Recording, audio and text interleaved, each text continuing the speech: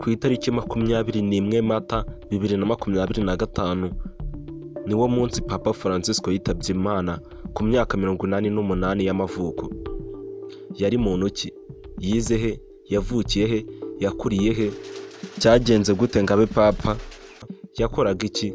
Uyu munsi tugiye kumenya byinshi bitandukanye kuri Papa Francisco witabye Imana ku itariki 21 Mata 2025 afite imyaka 88. Njye gutegura kino cyegeranyo nitwa Jean Paul, nguhaye ikaze kuri Jean Paul TV Show, isoko y'ibyegeranyo.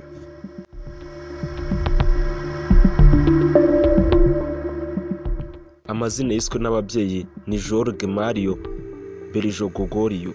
Yavukiye i Buenos Aires muri Argentine ku itariki ya 17 Ukuboza 1936.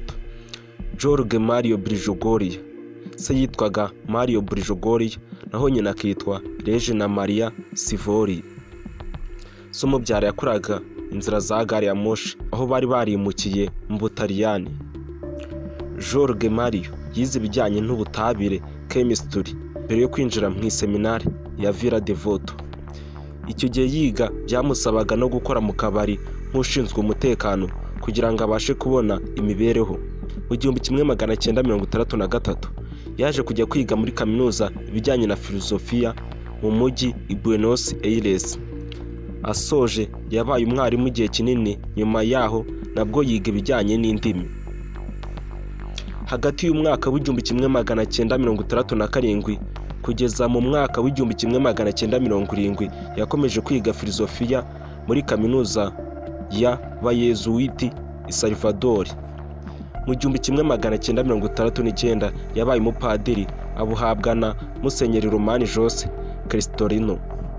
Nyuma yaho yakomeje amashuri mu bijyanye na filozofiya na teolojiya i San Jose ya San Miguel. Hagati y'umwaka w'1971 kugera mu 1972 yakoze imirimo itandukanye muri Espagne. Mu 1980 yabaye umuyobozi wa kaminuza yigishaga filozofiya na teolojiya muri kaminuza ya San Miguel. Si ibyo gusa kuko yabaye na padiri mukuru w'iyo paruwasi. Mu 1986 yabonye impamyabumenyi y'ikirenga yakuye mu Budage mu bijyanye na filozofiya na teolojiya. Mu 1992 yabaye uwungirije musenyeri muri diyoseze ya Buenos Aires kugeza mu 1997. Nyuma yaho yagizwe musenyeri wuzuye tariki ya 3 Kamena 1997 nyuma y'urupfu rw'umushumba wayo. Muri 2001 yatorewe kuba karidinali na Papa Yohani Paulo wa II.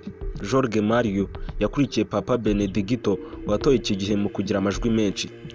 Icyo gihe hari ku nshuro ya kane y'ayo matora, Benedicto wa 16 wari karidinali Ratzinger yagize amajwi 88, Jorge Mario amukurikira afite 26. Mbere y'uko aba Papa, i Vatikani yarashinzwe imihango mitagatifu n'itangwa ry'amasakaramentu n'ubutumwa bw'abapadiri. Ku rundi ruhande akaba yari n'uhagarariye komisiyo ya Vatikani muri Amerika y'Epfo.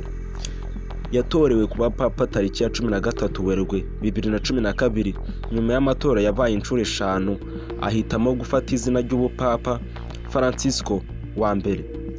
Yatowe ari Papa wa 266, yanabaye Papa wa mbere uturutse mu muryango w'Abayezuwiti.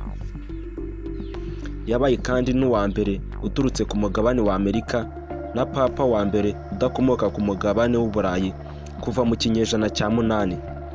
Papa Francisco yapfuye ku itariki 21 Mata 2025 afite imyaka 88 y'amavuko. Ngayo nguko ibya Papa Francisco witabye Imana afite imyaka 88. Tuganye ku musozi w'iki cyegeranyo.